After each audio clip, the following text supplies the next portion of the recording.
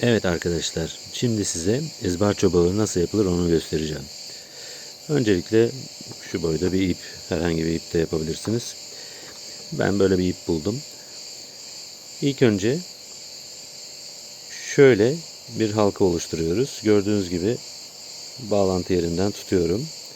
Üst kısmındaki ipin ucunu halkanın içinden geçiriyorum. Ve bakın, ilk önce sağdan etrafından dolaştırıp tekrar aynı deliğin içine sokuyorum. Bakın, aynı halkanın. Büyük halkanın değil, bakın. Aynı halkanın içine sokuyorum. Ve aynı ipi tutuyorum, bakın. Aynı ipi sıkı tutuyorum. Diğer elimle de bunu çekince işimiz bitti. Bu kadar basit. Şimdi tekrar yapıyorum. Bunu aynı zamanda açması da çok kolay. Şu arkadaki kilidi şöyle gevşettiğinizde hemen gevşer.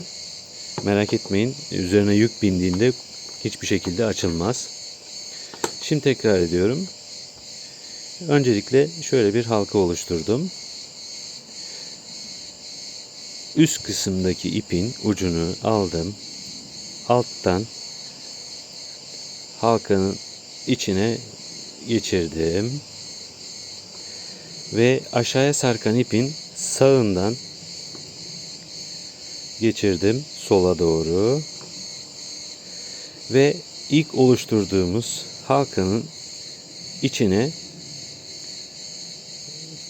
yerleştiriyorum. Ve aynı ipi tutuyorum, bakın. Aynı ipi tutuyorum ve diğer elimle de öbür ipi çekiyorum. Ve tamamen bitiyor.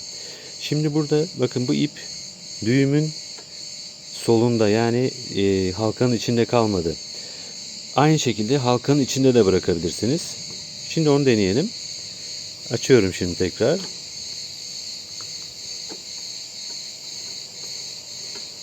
Tekrar halkamızı oluşturduk. Üstteki ipin ucunu aldık. Halkanın içinden geçirdik. Bu sefer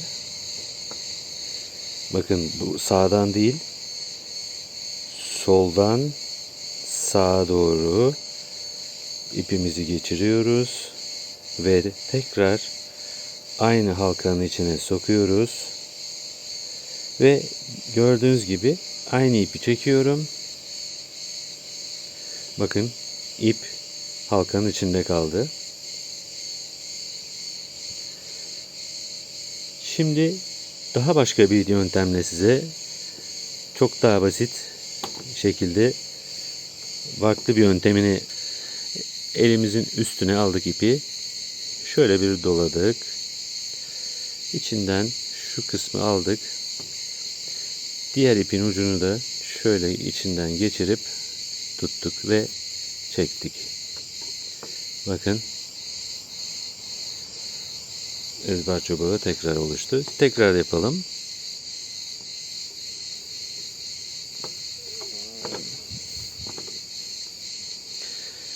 Elimizin üstüne ipi aldık.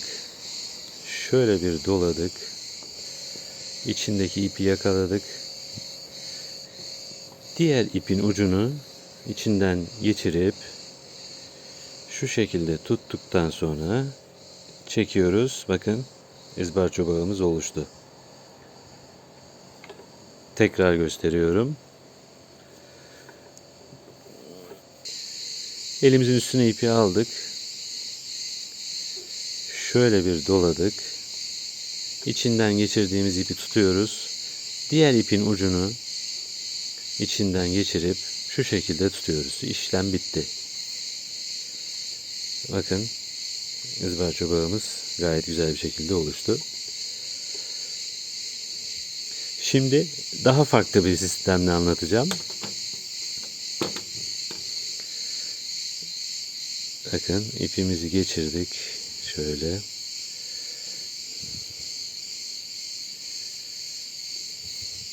Bakın. Gördünüz mü? Tekrar anlatıyorum.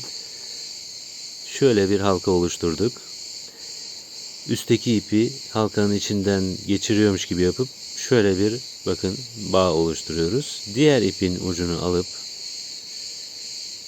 bu şekilde geçirip aynı ipi tutuyoruz. Bakın aynı şekilde izbarço bağımız hazır. Çözmek için şunu şöyle kaydırdığımız zaman zaten kolay bir şekilde görüyorsunuz açılıyor. İstiyorsanız tekrar deneyelim. Şu halkamızı oluşturduktan sonra üstteki ipi halkanın içinden geçiriyoruz.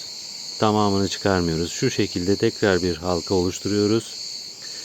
Diğer ipin ucunu alıp içinden geçirip aynı ipi tutuyoruz. Hızlı bir şekilde çektiğinizde bakın izbarço bağımız hazır.